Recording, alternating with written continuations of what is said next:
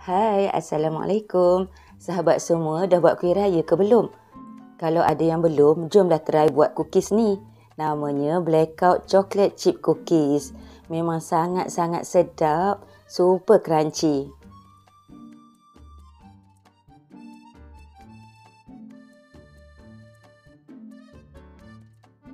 Bila letak dalam pinggan, cookies ni tak lerai pun kan?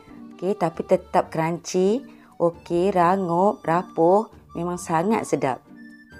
Jom teman serasa. Saya nak ambil yang banyak badam ni. Saya makan ni lepas buka puasa ya. Nampak tu kan berongga-rongga. Mesti rangup dan rapuh ni. Bismillahirrahmanirrahim.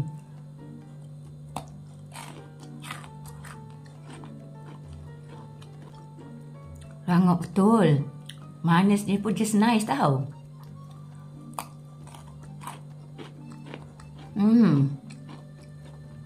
Sedap yang tak amat-amat.